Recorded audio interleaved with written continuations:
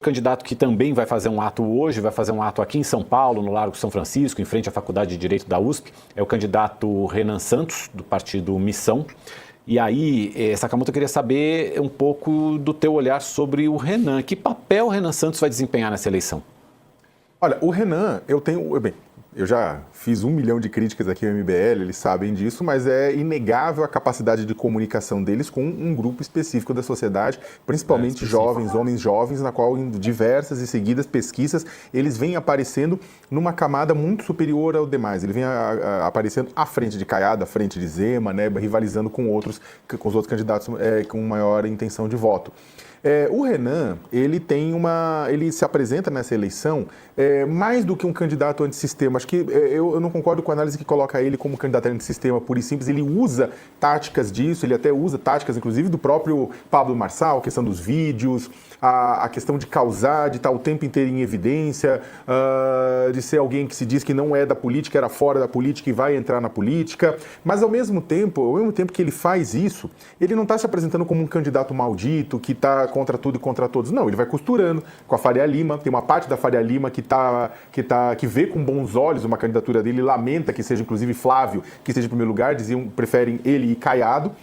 Tem outros setores da sociedade também que veem ele com bons olhos, ou seja, por mais que ele se coloque como antipolítica, por outro lado, ele se coloca de uma forma clara, costurando com grupos que são hegemônicos, mas que não estão necessariamente hoje à frente do poder, para alcançar o Palácio do Planalto. Nesse sentido, é claro, se acontecesse uma hecatombe com o Flávio Bolsonaro, que eu acho bem difícil, uma vez que já vimos que as ações e as pancadas no Flávio reagem, derrubam o candidato retoma posteriormente, mas mais do que isso, vale lembrar, o objetivo principal da família Bolsonaro nessa eleição não é nem ganhar a eleição, é manter o controle da direita. Era a ideia lá atrás. Então, mesmo com todo que se aparecer um grande revés, o Flávio segura a onda e segue para continuar no controle e no comando da direita. Só que, se ele caísse e derretesse, é claro que Renan se apresentaria como uma possibilidade. E ele vem crescendo também no cenário de segundo turno. Caso contrário, ele fica com um nome forte da direita para 2030. Ô, Charlot, o Renan Santos é mais à direita do que o Flávio? Ele é mais à direita do que o bolsonarismo? Não, não é. Ninguém ocupa o lugar mais à direita no Brasil do que a família Bolsonaro. Eles ocupam um lugar que a ciência política chama de extrema-direita, que está além da ultradireita, ou é uma designação mais extrema da ultradireita, então no campo mais extremo, porque eles envolvem um elemento de violência. Então a ultradireita... Meu senhor do céu, quanta bobagem! Quanta bobagem, cara. Quanta bobagem.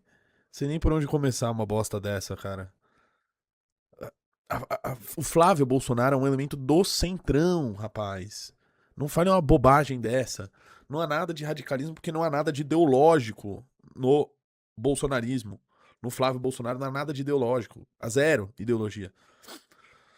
Que candidato de ultradireita é esse que defende distribuir 60 milhões de celulares? Que candidato de ultradireita é esse que diz que vai aumentar o Bolsa Família? Que candidato de ultradireita é esse que é contra a pena de morte? Os caras não sabem o que falam, velho. Puta merda, velho. Boa noite. Tem a característica de minar a democracia, questionando instituições, questionando aspectos do sistema eleitoral, dizendo que sofre perseguição por parte do judiciário. O fato deles questionarem o sistema eleitoral os tornam ultradireita. Puta que pariu. Então, se eu pegar o ministro Flávio Dino criticando, falando que roubaram, que teve fraude na eleição dele, ele é de ultradireita por isso? Não.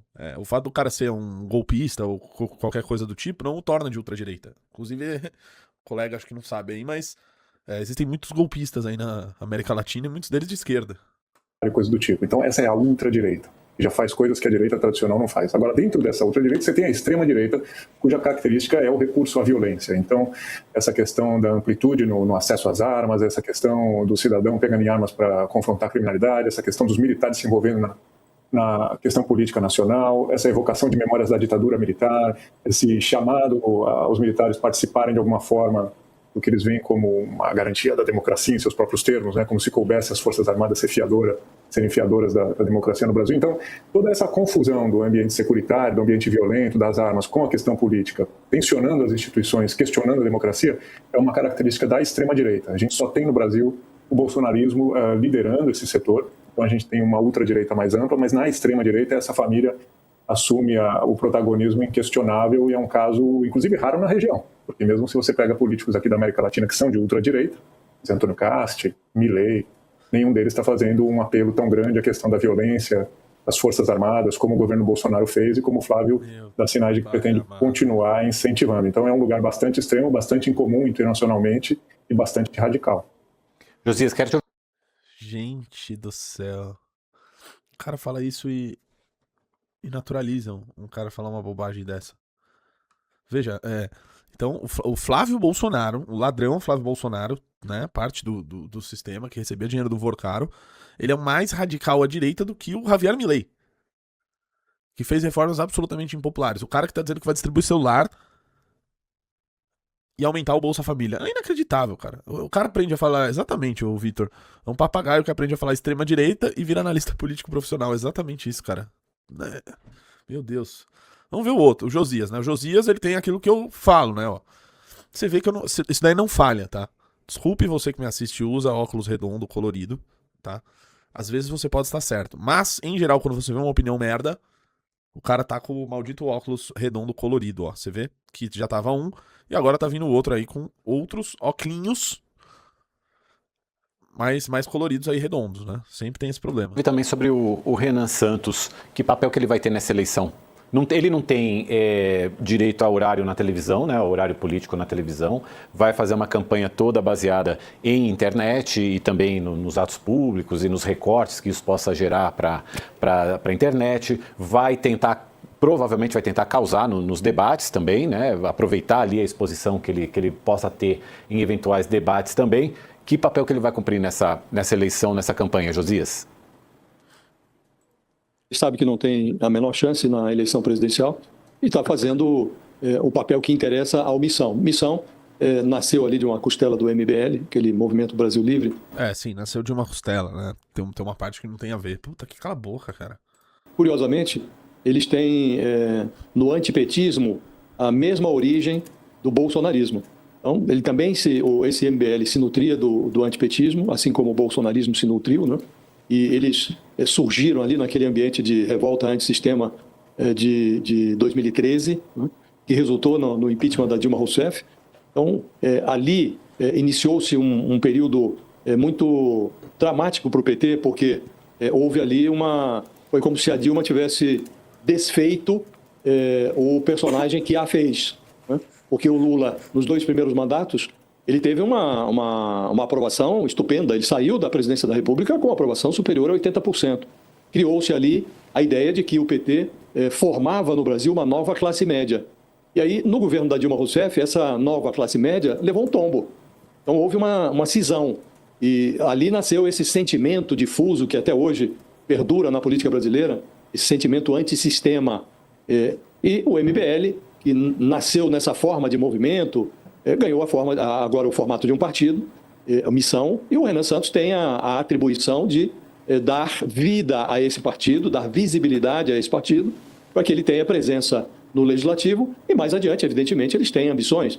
Partido que não ambiciona o poder, partido que só ambiciona o poder erra o alvo, mas aquele que não ambiciona o poder vira alvo, né? E o MBL quer, evidentemente, eleger personagens, mas para o executivo, né? Mas não tem a pretensão de ter êxito na campanha presidencial.